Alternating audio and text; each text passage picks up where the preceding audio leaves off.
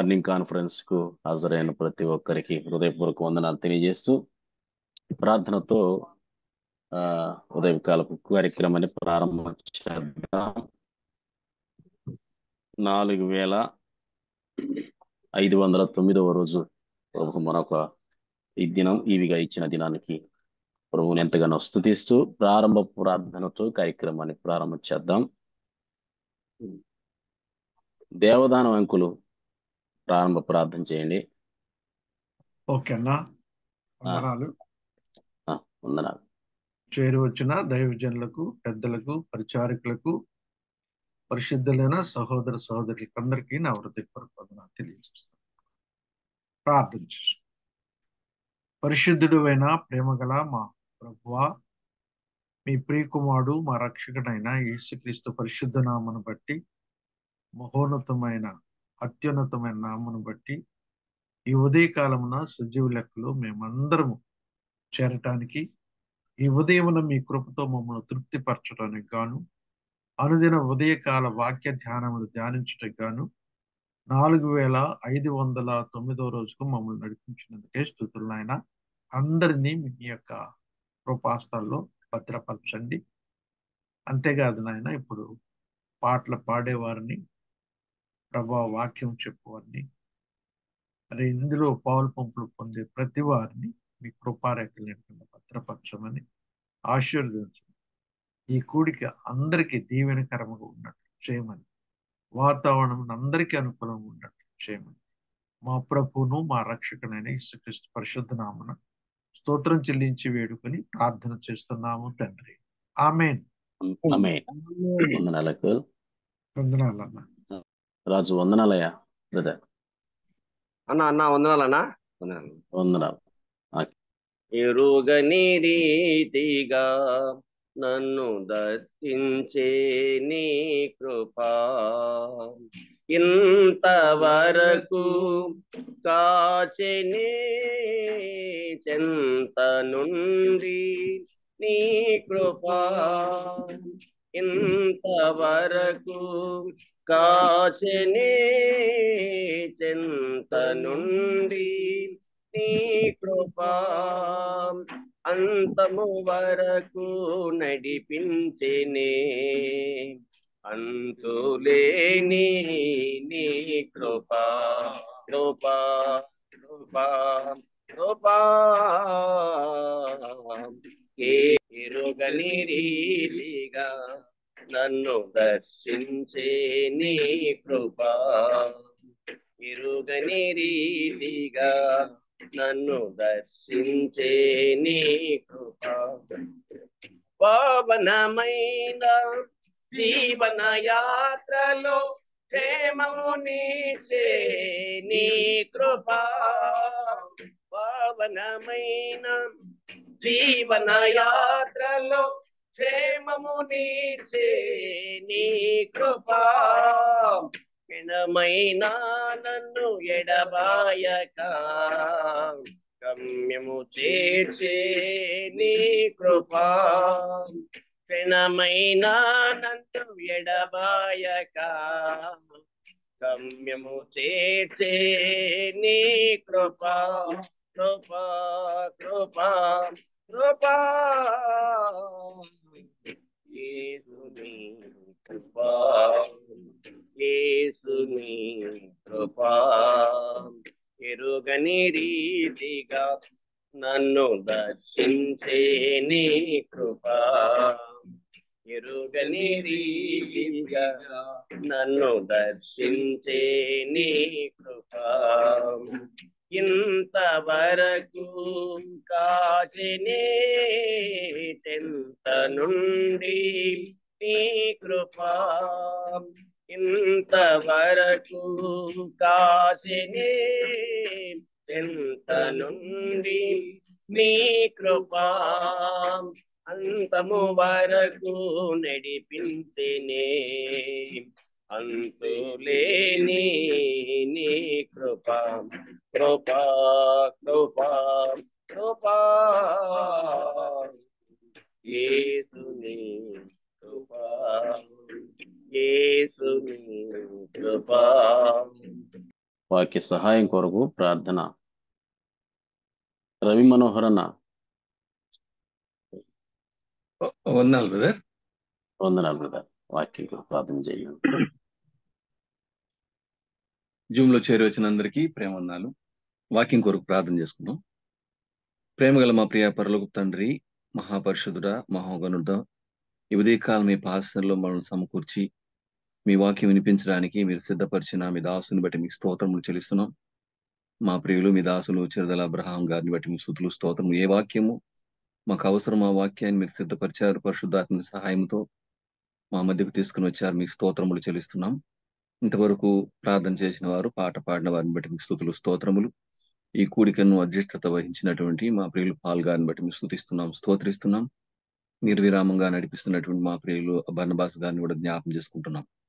4509వ రోజు నడిపించారు. అందరి బట్టి మీకు స్తోత్రం చెల్లిస్తున్న వాక్యము మీ దాసులు అందిస్తూ ఉండగా ఎలాంటి ఒడిదుడుకులు లేకుండా, ఎలాంటి ఆటంకాలు లేకుండా, టెక్నికల్ ప్రాబ్లమ్స్ రాకుండా కాపాడమని మా అందరికీ అర్థమయ్యే రీతిలో మీరు వాక్యం అందించి మా జీవితాల్లో ఇంకా ఏ ఏ విషయాల్లో లోపము కలిగి ఉన్నాము వాటిని అన్ని సరి చేసుకుంటూ మీ లేఖనాల ద్వారా మనం హెచ్చరించమని మా ప్రాణప్రింటి యేసుక్రీస్తు పరిశుద్ధ నామమున స్తుతులు స్తోత్రములు కృతజ్ఞతలు చెల్లించి ప్రార్థించి వేడుకుంటున్నాం. పరలోకమున మా పరమ తండ్రి. ఆమేన్. ఆమేన్ ఆమేన్. ఆమేన్. వందనాలు బ్రదర్.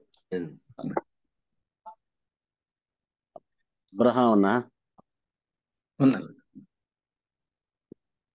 వందనాలు.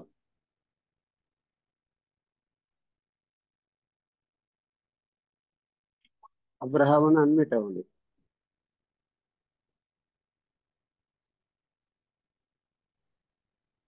ప్రభువైన యేసుక్రీస్తు వారి శ్రేష్టమైన నామమున సైన్స్ మార్నింగ్ కాన్ఫరెన్స్ లో పాల్గొన్న ప్రియమైన వారందరికీ నా హృదయపూర్వకమైన శుభములు.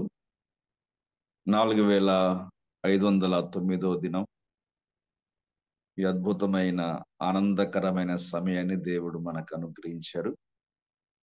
ఈ పరిచర్యను ఎంతో నిర్విరామంగా ప్రభు కృపచేత నిర్విఘ్నంగా జరిగిస్తున్న మన ప్రియులు దైవజనులు బర్నబాసు గారికి వారి బృందం అంతటికి ఈ దినము కార్యక్రమానికి అధ్యక్షులు నడిపిస్తున్న ప్రియులు పౌలు గారికి, మీ అందరికి కూడా మరోసారి నా హృదయపూర్వకమైన శుభములు. పరలోకమందున్న దేవుడే ఈ అద్భుతమైన అవకాశాన్ని మనకు అనుగ్రహించారని నేను మనసారా నోరారా దేవుని స్తుతిస్తున్నాను.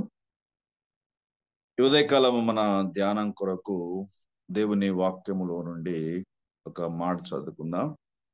కొరింథీయులకు రాసిన మొదటి పత్రిక 15వ అధ్యాయం 57వ వాక్యాన్ని మనం చదువుకుందాం. కొరింథీయులకు రాసిన మొదటి పత్రిక 15వ అధ్యాయము 57 వచనం. ఆయనను మన ప్రభువైన యేసుక్రీస్తు మూలముగా మనకు జయము అనుగ్రహించుచున్న దేవునికి స్తోత్రము కలుగునుగాక.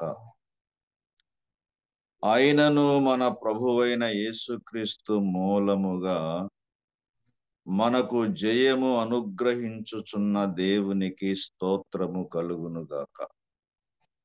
దేవుని ఆత్మ సహాయం కొరకు చిన్న మాట ప్రార్థించండి.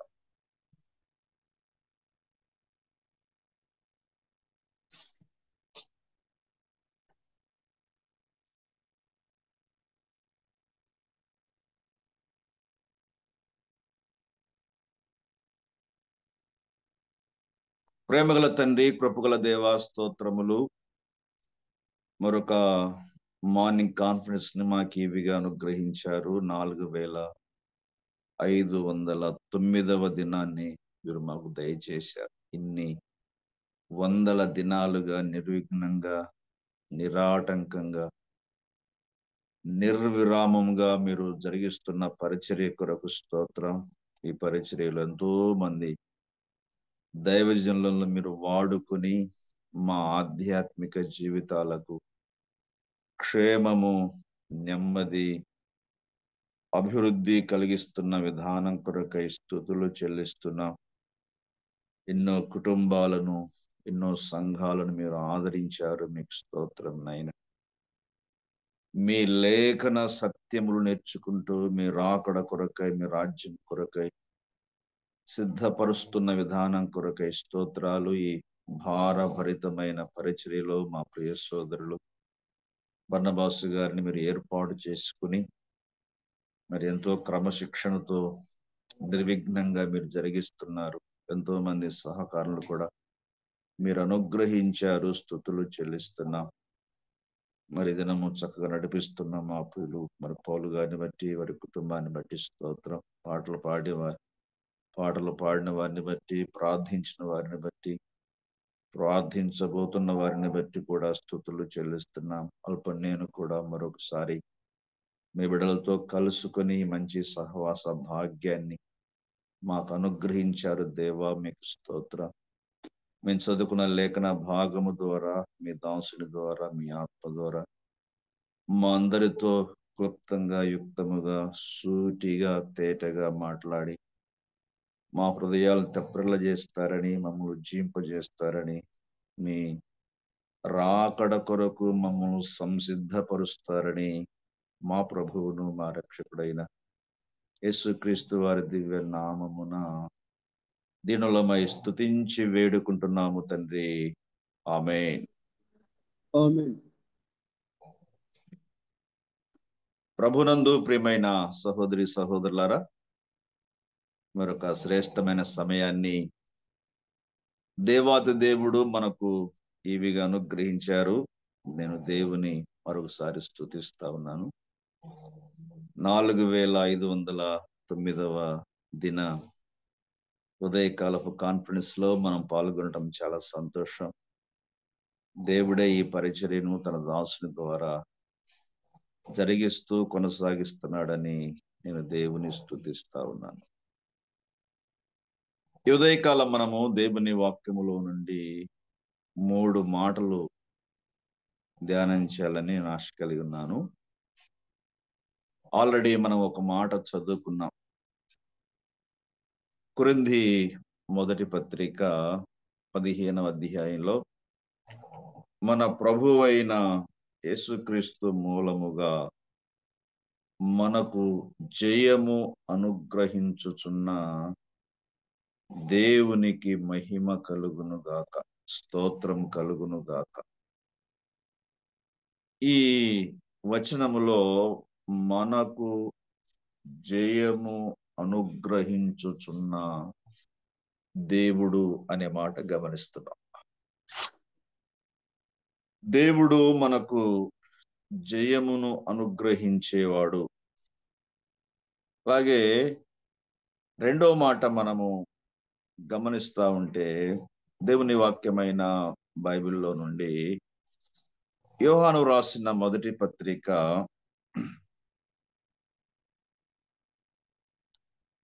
5వ అధ్యాయంలో ఒక మాట మనం చదువుకోవచ్చు. యోహాను రాసిన మొదటి పత్రిక 5వ అధ్యాయము 4వ వాక్యం చదువుకుంటే ఇలా ఉంటుంది. దేవుని మూలముగా పుట్టిన వారందరూ లోకమును జయించుదురు,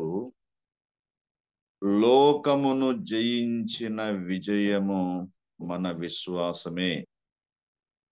దేవుని మూలముగా పుట్టిన వారందరూ లోకమును జయించుదురు, లోకమును జయించిన విజయము మన విశ్వాసమే.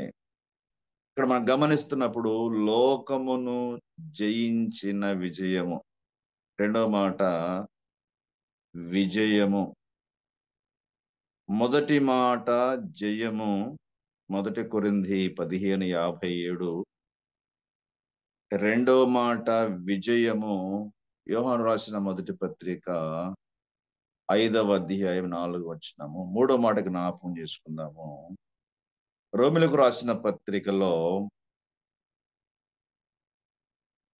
8వ అధ్యాయము 37వ వాక్యం మనం చదువుకుంటే ఇలా ఉంటది.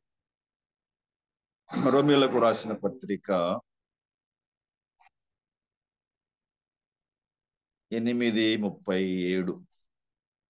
ఆయనను మనలను ప్రేమించిన వాని ద్వారా మనము వీటన్నిటిలో అత్యధిక విజయము పొందుచున్నాము. ఆయనను మనలను ప్రేమించిన వాని ద్వారా మనము వీటన్నిటిలో అత్యధిక విజయం పొందుచున్నాము. ఈ 3 మాటలు ఈ ఉదయకాలము కాసేపు మనము ధ్యానం చేద్దాము. ఇక్కడ మనం చదువుకున్నటువంటి ఈ 3 మాటలు ఇలా మనం గమనిస్తే, మొదటి మాట జయము. కొరింథీ మొదటి పత్రిక 15:57. రెండవ మాట విజయము. యోహాను రాసిన మొదటి పత్రిక 5వ అధ్యాయము 4వ వచనం. మూడవ మాట అత్యధిక విజయము. రోమిలకు రాసిన పత్రిక 8:37. ఈ 3 మాటలు చాలా అద్భుతమైన మాటలు. వీటిని కాసేపు మనము ధ్యానం చేద్దాము. కొరింథీ మొదటి పత్రిక 15:57లో మనం చదువుకున్నామంటే, మన ప్రభువైన యేసుక్రీస్తు మూలముగా మనకు జయము అనుగ్రహించుచున్న దేవునికి స్తోత్రము కలుగునుగాక. మనకు జయము అనుగ్రహించువాడు దేవుడే. మనకు జయము అనుగ్రహించుచున్న, ఇక్కడ అనుగ్రహించుచున్న ప్రెజెంట్ కంటిన్యూస్ టెన్స్. మనకు జయమైన, విజయమైన, అత్యధిక విజయమైన మూలము దేవుడే. The source of our victory is God. The source of our victory is our Lord and saviour Jesus Christ. మనం ఇంతకాలము మన వ్యక్తిగత జీవితంలో కావచ్చు, ఆధ్యాత్మిక జీవితంలో కావచ్చు, మన సేవలో కావచ్చు, మనము జయ జీవితము జీవిస్తున్నామంటే, లేకపోతే విజయవంతమైన క్రైస్తవ జీవితం జీవిస్తున్నామంటే, విజయవంతమైన సేవ జరిగిస్తున్నామంటే, అత్యధిక విజయము గుండా వెళ్తున్నామంటే, దానికి మూలము మన జ్ఞానము కాదు, దానికి మూలం మన తెలివితేటలు కాదు, దానికి మూలం మనకున్న ఆర్థిక స్థితిగతులు కాదు, దానికి మూలం మనకున్న పేరు ప్రఖ్యాతులు, పలుకుబడి, లేకపోతే గొప్పవారి, ఘనుల, పెద్దల అండదండలు ఏ మాత్రము కాదు అని ఉదయకాలము ప్రభు మనతో మాట్లాడుతున్నాడు. ఆ 3 మాటల్లో మనం గమనిస్తాము. జయము, 2 విజయము, 3 అత్యధిక విజయం.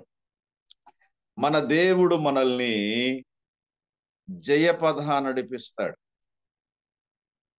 జయము దగ్గరే ఆగిపోకుండా అక్కడి నుండి విజయపథ నడిపిస్తాడు. విజయము దగ్గరే ఆగిపోకుండా అత్యధిక విజయములోకి నడిపిస్తాడు. మన ప్రభువైన యేసుక్రీస్తు వారు ఆ విత్తువాని గురించి ఉపమానం చెప్పినట్టుగా, ఒకడు 30 అంతలుగాను, 60 అంతలుగాను, 100 అంతలుగాను ఫలించును అన్నట్లుగా, మన ఆధ్యాత్మిక జీవితాన్ని జయము నుండి విజయములోకి, విజయములో నుండి అత్యధికమైన విజయములోకి మనల్ని నడిపించే దేవుడుగా ఉన్నాడు.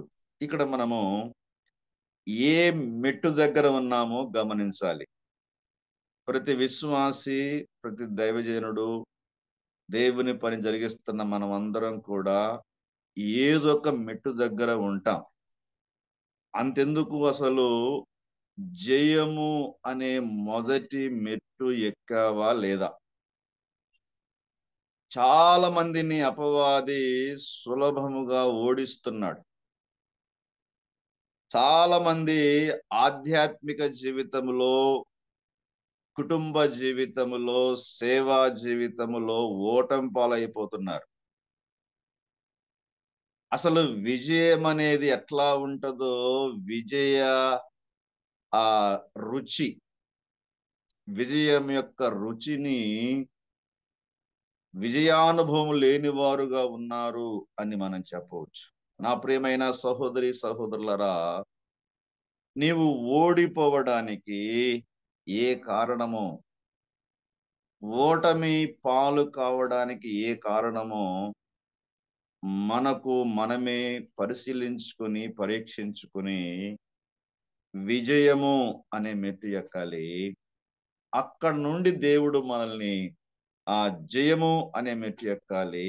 అక్కడ నుండి మనల్ని విజయము అనే మెట్టు ఎక్కిస్తాడు. ఆ తర్వాత అత్యధిక విజయానికి మనం నడిపిస్తాడు. ఇది నిరంతరము కొనసాగే ప్రక్రియ. ఇది నిరంతరము కొనసాగుతుంది.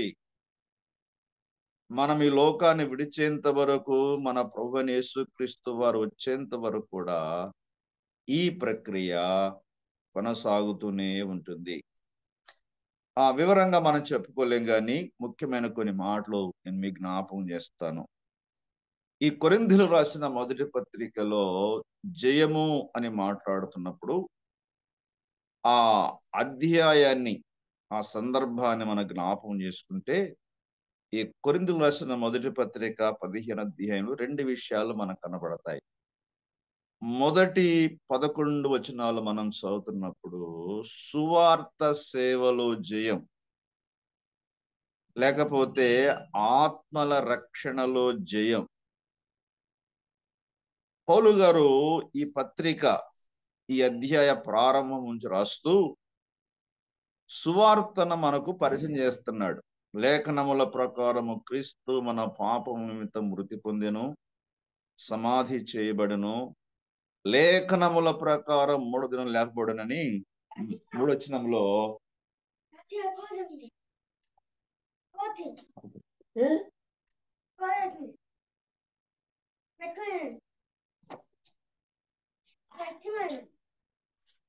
ఒక నిమిషం. మొదటి కొరింథీ 15వ అధ్యాయం 3వ వచనంలో సువార్త అంటే ఏంటో స్పష్టంగా మనకు అర్థమవుతా ఉంటుంది. తర్వాత ఈ సువార్తలో ఆయన పడిన ప్రయాస మనం గమనిస్తాం. చూడండి, 9వ వాక్యం చదువుతున్నాను. ఏలయనగా నేను అపోస్తులందరిలో తక్కువ వాడను కాను, దేవుని సంఘమును హింసించినందున అపోస్తులుడు అనబడుటకు యోగ్యుడును కాను, అయినను నేనేమై ఉన్నానో అది దేవుని కృప వలన అయి ఉన్నాను, మరియు నాకు అనుగ్రహింపబడిన ఆయన కృప నిష్ఫలము కాలేదు గాని వారందరికంటే నేను ఎక్కువగా ప్రయాసపడితిని. ప్రయాసపడింది నేను కాదు, నాకు తోడై ఉన్న దేవుని కృపయే. సువార్త కోసం ప్రయాసపడములో, ఆత్మను రక్షించడములో, సంఘాల స్థాపనలో దేవుడు నాకు జయం అనుగ్రహించాడు, జయము అనుగ్రహించుచూ ఉన్నాడు అని గ్రహిస్తున్నాడు. ఈ గ్రహింపు, దేవుడే నా సేవలో జయమిస్తున్నాడు, నా జయమునకు మూలము దేవుడే, the source and root of our victory is God అనే అద్భుతమైన గ్రహింపు కలిగి దేవుని స్తుతిస్తూ మరెక్కువగా బలం పొందుతున్నాడు, మరెక్కువగా ప్రయాసపడుతున్నాడు. ఇక్కడ ప్రయాసపడుట అనే మాటకు దైవ గ్రంథంలో అద్భుతమైన భావం ఉంది. ఒకటి ఏంటంటే, ప్రయాసపడ్డం అంటే వెంబడించడం. పౌలు గారు సువార్తను వెంబడిస్తున్నాడు. మరొక భావం వెంటాడుట. పౌలు గారు సువార్తను వెంటాడుతున్నాడు. మరొక భావం పరిగెత్తుట. పౌలు గారు సువార్త కొరకు పరిగెత్తుతున్నాడు.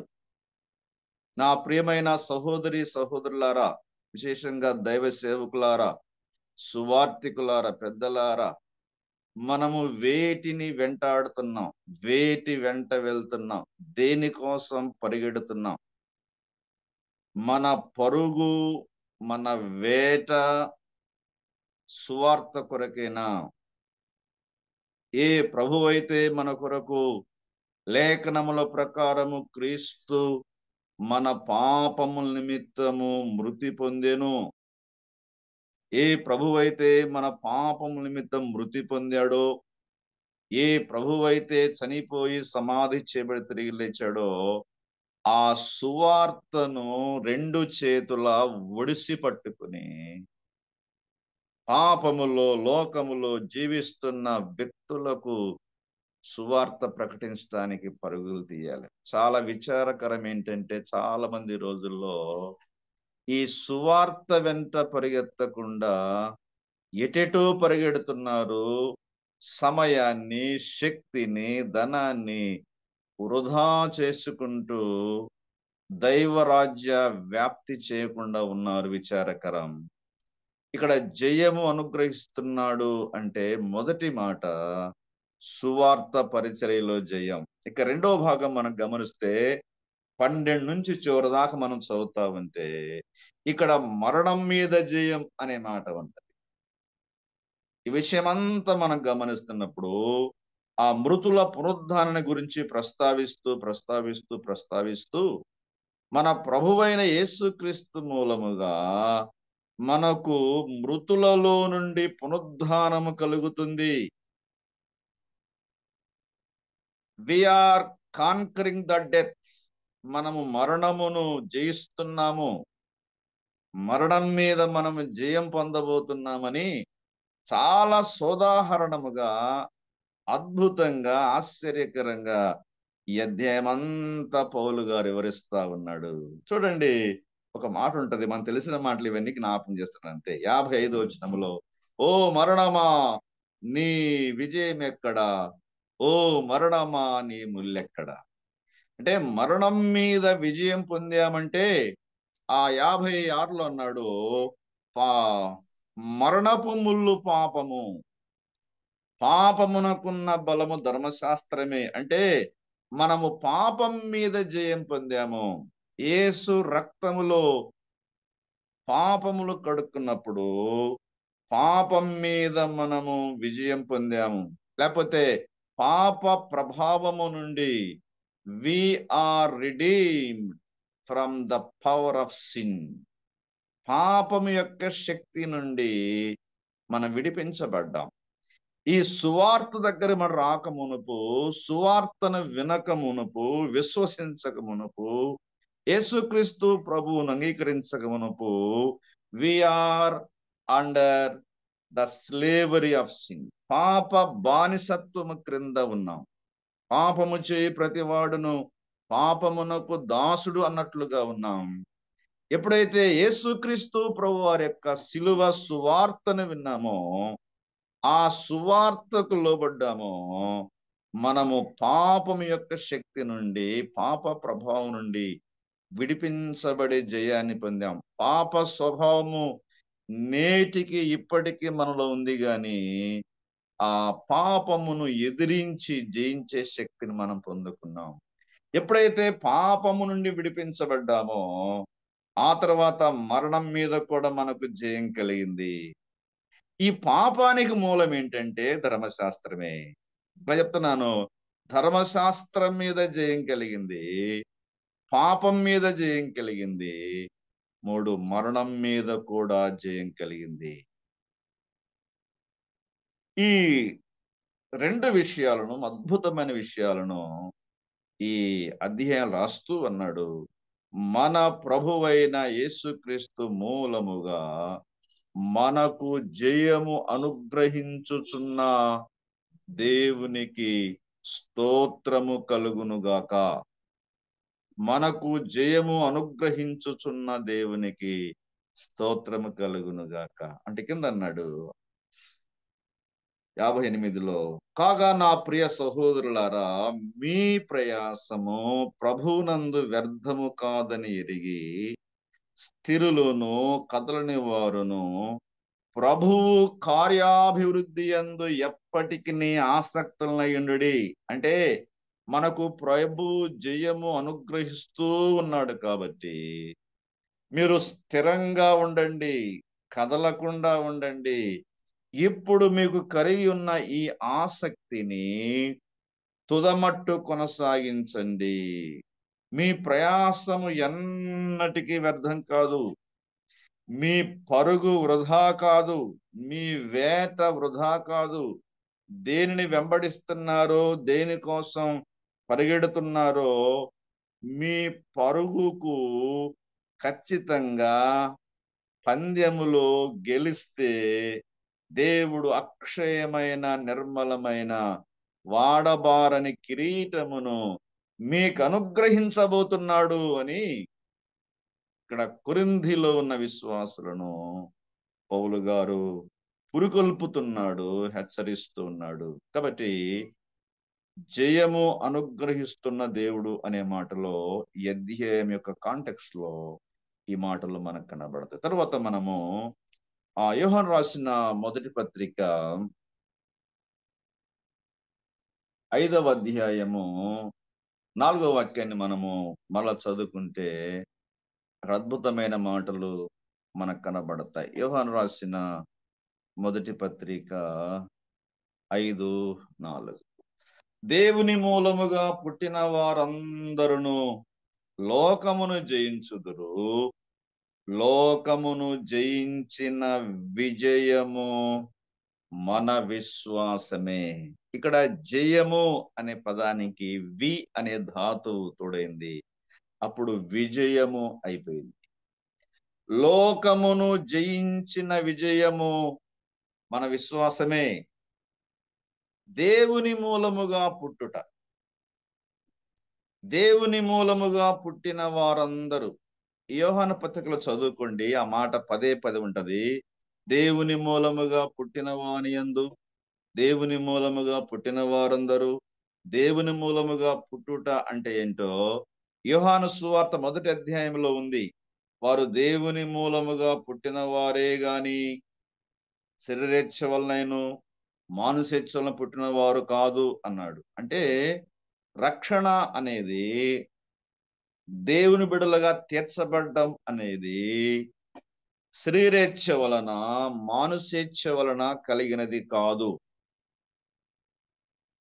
అనే విషయాన్ని యోహాను సువార్తలో రాస్తూ యోహాను పత్రికలో అన్నాడు, యేసే క్రీస్తయున్నాడు అని నమ్మిన వాడే దేవుని మూలముగా పుట్టినవాడు.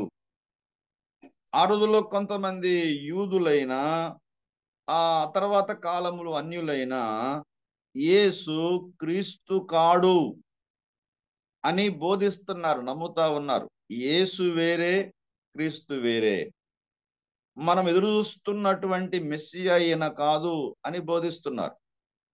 కొంతమంది బోధకులు కూడా అలా తయారయ్యారు. అలాంటి ఆ దుర్బోధన ఖండిస్తూ యేసే క్రీస్తయున్నాడని నమ్మిన వాడే దేవుని మూలముగా పుట్టినవాడు. ఇక్కడ విశ్వాసాన్ని ప్రస్తావిస్తూ లోకమును జయించిన విజయం మన విశ్వాసం. అంటే యేసు ప్రభు వారి దైవత్వం పట్ల, దేవుని వాక్యం పట్ల మనకున్న అచంచలమైన విశ్వాసమే మన విజయమునకు నాంది. యేసు ప్రభు వారి మీద, ఆయన వాక్యం మీద అచంచలమైన విశ్వాసము లేకుండా అరకొర విశ్వాసం ఉంటే వారు సులభంగా ఓడిపోతారు, ఓటమి పాలైపోతారు. అందుకే మనము దేవుని వాక్యాన్ని బాగా చదవాలండి, ధ్యానం చేయాలి. తర్వాత దేవుని గురించి, మన ప్రభువైన యేసుక్రీస్తు వారిని గురించి, ఆయన గుణగణాలను, ఆయన విశేషతను, ఆయన శ్రేష్టతను బాగా తెలుసుకుని ప్రభువులో మనము లీనమైపోవాలి. ఆయన గురించిన జ్ఞానముతో నిండుకోవాలి. ఇలాంటి రకరకాల దుర్బోధకులు మనం ఎదిరించాలి. కొంతమంది క్రైస్తవ గుంపుల వారు యేసుక్రీస్తు ప్రభువారు ఆ చిన్న దేవుడని, యేసుక్రీస్తు ప్రభువారు ఆ దేవుని దూత అని, యేసుక్రీస్తు ప్రభువారు ప్రవక్తని ఆ ముస్లిం కాదండోయ్, మన క్రైస్తవ సమాజంలోనే కొన్ని రకాల ఆ డినామినేషన్ వారు they are decreasing the divinity of Christ. క్రీస్తు ప్రభు వారి యొక్క దైవత్వాన్ని తగ్గిస్తున్నారు. యేసుక్రీస్తు ప్రభు వారి యొక్క దైవత్వాన్ని దూషిస్తున్నారు. అలాంటి వారికి ఖచ్చితమైన జవాబు చెప్పాలంటే దేవుని గూర్చిన అవగాహన, మన ప్రభు అయిన యేసుక్రీస్తుని గూర్చిన అవగాహన మనం తప్పకుండా కలిగి ఉండాలి. ఇది విశ్వాసము ద్వారా సాధ్యమవుతుంది. లోకమును జయించిన విశ్వాసం. నేను చాలాసార్లు చెప్తా ఉంటాను, విశ్వాసములో 4 భావాలు ఉన్నాయి. నేను త్వర చెప్తా. ఒకటి, 1 యోహాను 1:12 ప్రకారము, తన్ను ఎందరు అంగీకరించురో వారికి అందరికనగా తన నామమునందు విశ్వాసముంచిన వారికి దేవుని పిల్లలగుటకు ఆయన అధికారము అనుగ్రహించెను. విశ్వసించుట అంటే అంగీకరించుట. అంగీకరించుట అంటే మూల భాష ప్రకారము చేర్చుకొనుట. ఇంగ్లీష్ లో as many as received him they will call the children of God. ప్రభువును చేర్చుకున్న వారందరూ. విశ్వాసం అంటే బయట ఉన్న ప్రభువును మన హృదయము లోపలికి చేర్చుకోవడం. అదే యోహాను సువార్త 3:36 విశ్వాసం అనే మాటకు విధేయత అనే పదం వాడబడింది. విశ్వాసానికి పర్యాయ పదము విధేయత. విశ్వాసం అంటే విధేయత అండోయ్. విధేయత లేకపోతే మనము విజయము సాధించలేము. చిన్నపిల్లలైనా, యవనస్తులైనా, మధ్య వయస్కులైనా, వృద్ధులైనా విధేయత ఒకటి. దేవునికి, దేవుని వాక్యానికి, దైవజనులకు, మన నాయకులకు, పెద్దలకు, చెప్పాలంటే ఆ అధికారులకు మన విధేయత చూపాలి. విధేయత లేని వారు ఎప్పటికీ విజయం సాధించలేరు. విధేయత అనేది విజయానికి నడిపిస్తుంది, అవిధేయత అపజయానికి నడిపిస్తుంది.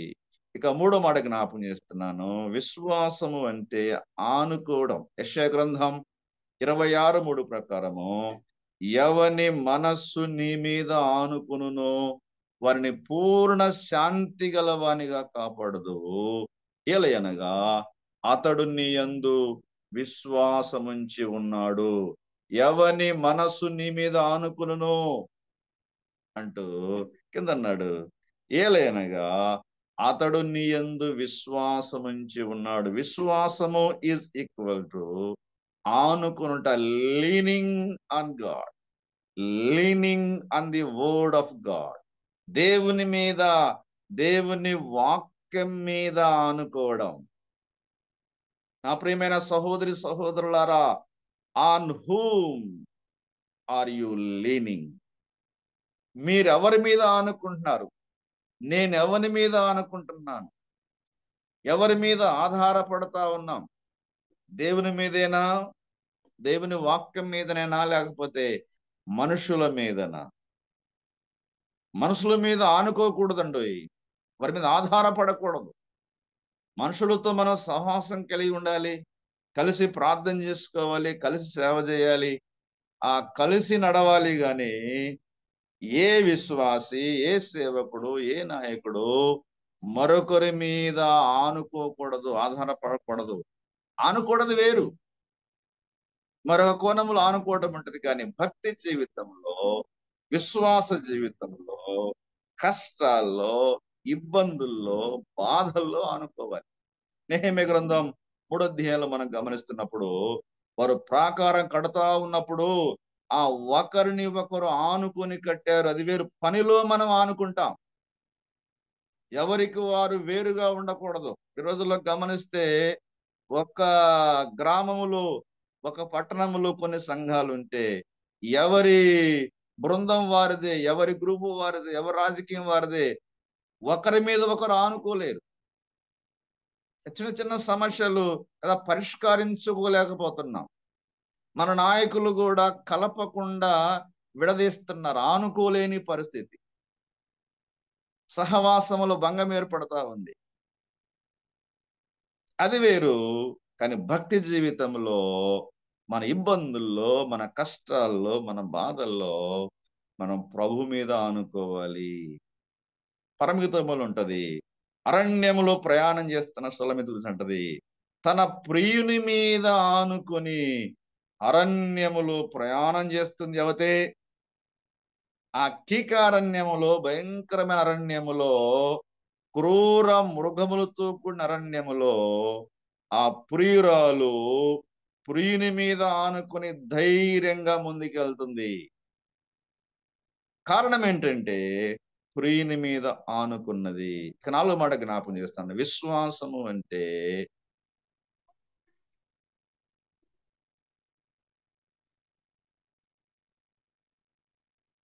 విశ్వాసము అంటే వాసము అంటే నివాసం చేయడం. దేవుని బిడ్డలు ప్రభువుతో కలిసి నివాసం చేయాలి. ఇదిగో దేవుని నివాసము మనుషుల మధ్య ఉన్నది. అది భవిష్యత్తులో జరగబోయే విషయం. కానీ ఇప్పుడు ప్రభువే మన మధ్యలో ఉన్నాడు. ఎలా 2-3 నామమున ఎక్కడ కూడి ఉందరో అక్కడ నేను వారి మధ్యన ఉందును. విశ్వాసము అంటే దేవునితో కలిసి వాసం చేయడం. విశ్వాసము అంటే దేవుని వాక్యముతో వాసం చేయడం. విశ్వాసం అంటే దేవుని సంఘముతో వాసం చేయడము. అలా దేవుని మూలముగా పుట్టిన వారందరూ లోకమును జయించుదురు అంటూ లోకమును జయించిన విజయము మన విశ్వాసమే. చూడండి, ఇది యోహాను పత్రిక 1వ పత్రిక 2వ అధ్యాయంలోనే మాకు బాగా తెలిసిన మాట. అసలు లోకములో ఏముందో చెప్తున్నాడు. లోకమును జయించుట అనే మాట మనకు అర్థం కావాలంటే అసలు ముందుగా లోకములో ఏముందో చెప్తూ వాటి మీద మనము ఆ విజయము సాధించాలి అని మాట్లాడుతా ఉన్నాడు. యోహాను రాసిన 1వ పత్రిక 2:15లో ఈ లోకమునైనను లోకములో ఉన్న వాటినైనను ప్రేమింపకుడి, ఎవడైనను లోకమును ప్రేమించిన ఎడల తండ్రి ప్రేమ వానిలో ఉండదు. ఈ లోకములో ఉన్న వాటిని ప్రేమించవద్దు అని చెప్తున్నాడు. ఎవడైనా లోకమును ప్రేమిస్తే తండ్రి ప్రేమ వానిలో ఉండదు అంటూ ఇంకొంచెం వివరంగా చెప్తున్నాడు. నేను జ్ఞాపం చేస్తున్నాను. లోకములో ఉన్నదంతయు అనగా శరీరాశయు, నేత్రాశయు, జీవపు డంబమును తండ్రి వలన పుట్టినవి కావు, అవి లోక సంబంధమైనవే. లోకములో శరీరాశ ఉంది, లోకములో నేత్రాశ ఉంది, లోకములో జీవడంబం ఉంది. ఇది తండ్రి వలన కలిగినవి కావు. ఈ పత్రిక మనం గమనిస్తే 2వ అధ్యాయంలో 11 నుంచి మాట్లాడుతూ చిన్న పిల్లలారా అంటాడు, యవనస్తులారా అంటాడు, తర్వాత తండ్రులారా అంటాడు. చిన్నపిల్లలారా, యవనస్తులారా, తండ్రులారా, మీరు ఈ లోకమునైనను లోకములో ఉన్న వాటిని ప్రేమింపకుడి. లోకములో ఉన్నదంతా శరీరాశ, నేత్రాశ, జీవపు డంబము. గ్రీకు భాషలో మనం గమనిస్తే అక్కడ 4 సంబోధనలు ఉంటాయి. ఒకటి శిశువులారా అంటాడు, దాన్ని టెక్నియాన్ అంటారు. తర్వాత చిన్న పిల్లలారా పాయిడియాన్ అంటారు. తర్వాత యవనస్తులారా నియోనిస్కోస్. తర్వాత 4 తండ్రులారా ప్యాటెరెస్. మనకు తెలుగు బైబిల్లో 3 మాటలు ఉన్నాయి, కానీ గ్రీకు భాషలో 3 భాషలో 4 రకాలుగా అంటే ఆధ్యాత్మిక స్థాయిలో అప్పుడే పుట్టిన శిశువులు, కొంచెం ఎదుగుతున్న చిన్నపిల్లలు, ఎదిగిన యవనస్తులు, పరిపూర్ణంగా ఎదుగుతున్నటువంటి తండ్రులు, వీరెవరైనా సరే లోకములో పడిపోయే అవకాశం ఉంది. కాబట్టి శరీరాశకు, నేత్రాశకు, జీవపు డంబానికి లోనయ్యే అవకాశం ఉంది. కాబట్టి వీటిని జయించండి. మనకు బాగా తెలిసిన ఆ మాట జ్ఞాపకం చేసుకుందాము. గలతీ పత్రికలో ఆ మాట చదివితే నాకు చాలా భయం వేస్తుంది. శరీర కార్యముల గురించి మాట్లాడుతూ శరీర కార్యములు స్పష్టంగా ఉన్నవి అని ఆ మాట చెప్తున్నాడు. చాలా భయంకరం ఉంటుంది ఆ మాటలు.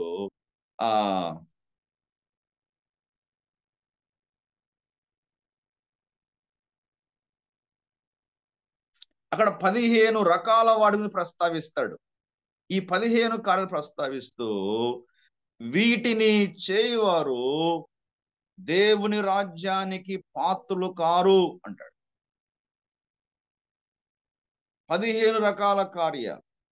చాలా మంది జీవితాల్లో ఆత్మఫలం కనబడటం లేదు, స్పష్టంగా శరీరం కనబడుతుంది. ఈ శరీర కార్యాలు కనిపిస్తున్నాయంటే మనము ఓడిపోతున్న క్రైస్తవులం, ఓడిపోతున్న సేవకులం, ఓడిపోతున్న నాయకులం. ఇక మూడో మాట నేను జ్ఞాపకం చేస్తాను. రోమపత్రిక 8వ అధ్యాయంలో మనం గమనిస్తే అత్యధిక విజయము అనే మాట మనం గమనిస్తాం. 8:35 చదువుకుందామా?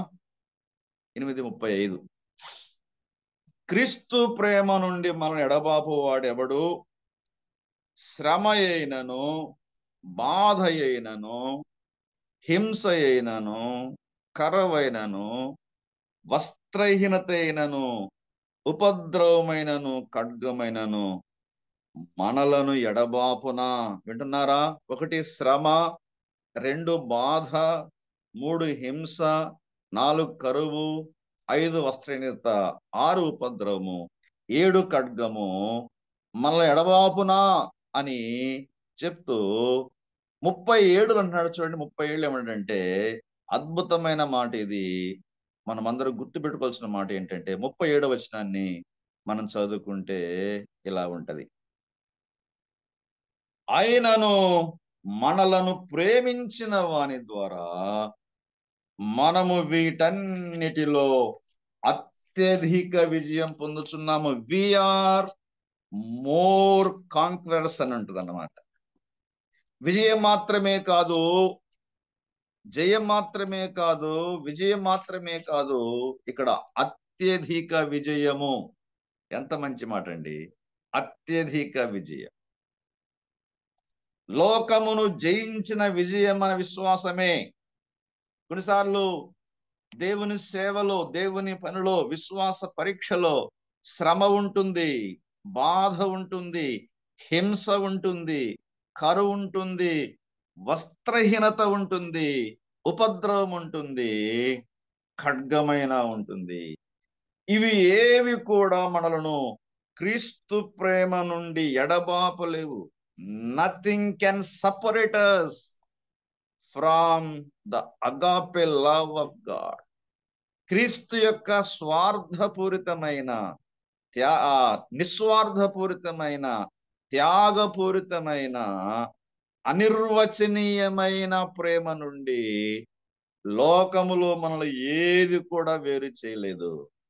ఏమంటే చాలాసార్లు మనము ఆ చిన్న కష్టం వస్తే, అనారోగ్యం వస్తే, కరువు వస్తే, అవమానం వస్తే తట్టుకోలేం, బెంబెలెత్తిపోతాం, గడగడ వణుకుతాం, వారికి వీరికి చెప్పుకుంటాం.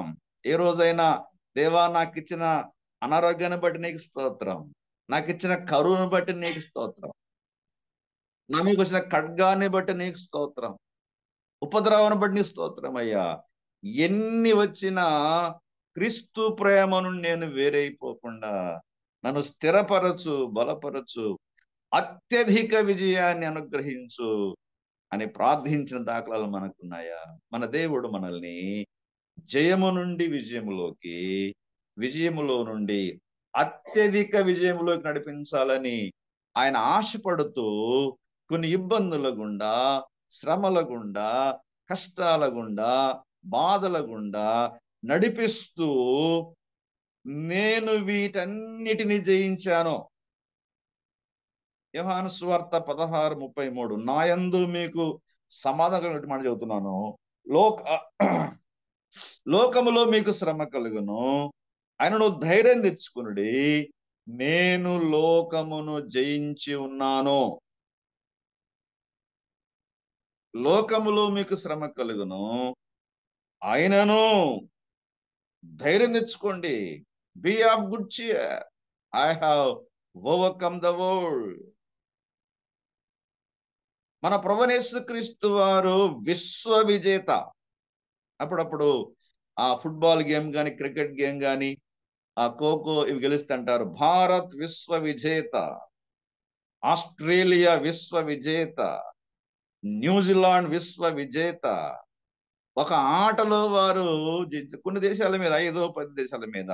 మన ప్రభువైన యేసుక్రీస్తు వారు విశ్వ విజేత, లోకమును జయించిన వాడు, శరీరాశ, నేత్రాశ, జీవపుడంబం, పాపమును, మరణమును పెకలించి వేసిన వాడు మన ప్రభువారు. మోర్ కాన్కరర్, ఆయన విశ్వ విజేత. He wins the world, he overcame the world. మనం చాలా సార్లు వీటి చేతుల్లో ఓడిపోతున్నాం. శరీరాశ మన మీద జయిస్తుంది, నేత్రాశ. చాలాసార్లు ఆ దేవునికి అయిష్టమైన వాటిని చూచి ఆదాములాగా, ఆకానులాగా, దావీదులాగా, సంసోనులాగా ఆశించి అందులో చిక్కిపోయి దేవునికి ఎంత దుఃఖం కలిగించాం. How many times we are defeated. ఎన్నిసార్లు మనం ఓడిపోయాం, ఇంకా ఓడిపోతూనే ఉన్నాం. శరీరానికి, నేత్రాశకు, జీవడంబం, కొంతమందికి అహంకారం అండి, దయచేసి నన్ను క్షమించాలి.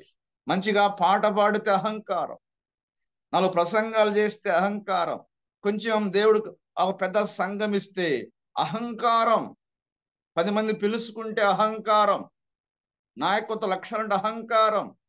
అహంకారం ఉన్నామని అర్థం ఏంటంటే you are a defeating leader, ఓడిపోతున్న నాయకుడివి.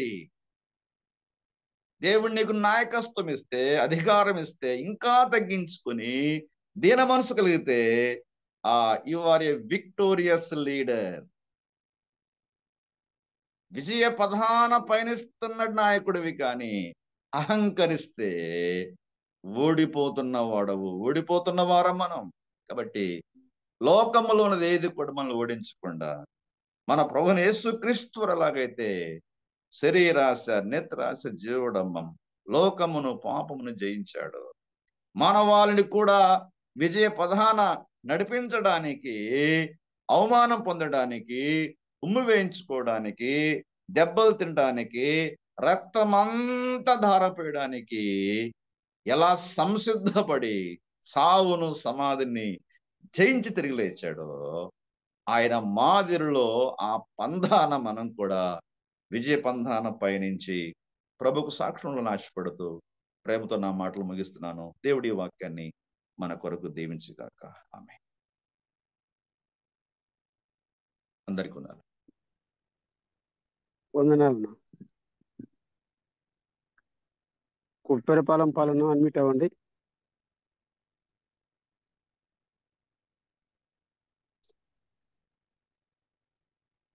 సరే, వాక్యం అందించిన దేవుని సేవకులు చిరుదల అబ్రహాం అన్న గారికి కాన్ఫరెన్స్ తరపున ప్రభు నామములో వందనాలు తెలియజేస్తున్నాం. ನಮ್ಮನ್ನು ಅತಿಶಯವಾಗಿ ಪ್ರೀತಿ ಮಾಡಿದಂತ ನಮ್ಮ ಸ್ವರ್ಗೀಯ ತಂದೆಯಾದ ದೇವರೇ, ನಿನ್ನ ಅತಿ ಶ್ರೇಷ್ಠ ನಾಮಕ್ಕೆ, ಉನ್ನತ ನಾಮಕ್ಕೆ ಕೊಂಡಾಡ್ತೇವೆ. ಈ ದಿನ ಕರ್ತನೆ ನಮ್ಮನ್ನು ಉಳಿಸಿ, ಜೀವಿತರ ಲೆಕ್ಕದಲ್ಲಿ ಉಳಿಸಿ ನಮ್ಮನ್ನು ಕಾಯ್ತಾ ಬಂದಿದ್ದಕ್ಕಾಗಿ ನೀನು ಕೊಂಡಾಡ್ತೇವೆ.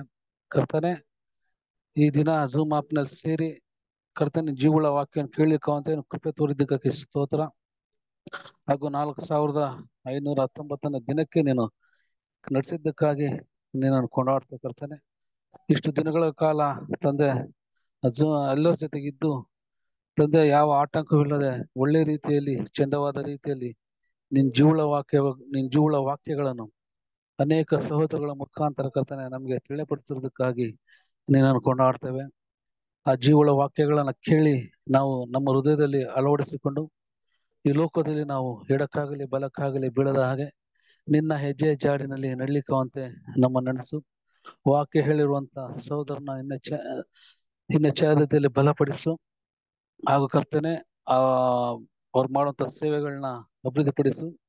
ಹಾಗೂ ಸೇರಿ ಬಂದಿರುವಂತ ಪ್ರತಿಯೊಬ್ಬ ಸಹೋದರಗಾಗಿ ಹಾಗೂ ಸೇವಕರಿಗಾಗಿ ಬೇಡಿಕೊಳ್ತೇನೆ. ಅವ್ರು ಬಲಪಡಿಸು. ಅವ್ರಿಗೆ ಬೇಕಾದಂತ ಹೆಚ್ಚಿನ ರೀತಿಯಲ್ಲಿ ಆರೋಗ್ಯ ಆಯಸ್ಸನ್ನು ಕೊಡು.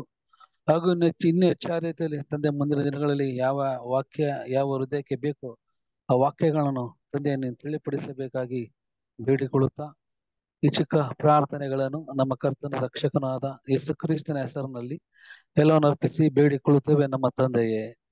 Amen amen. ఓకే, ప్రార్థించిన భద్రావతి బాబన్న గారికి వందనాలు. దేవుని సేవకులు అబ్రాహ్మణ గారికి వందనాలు చెప్పి సెలవు తీసుకుందాము. దానికంటే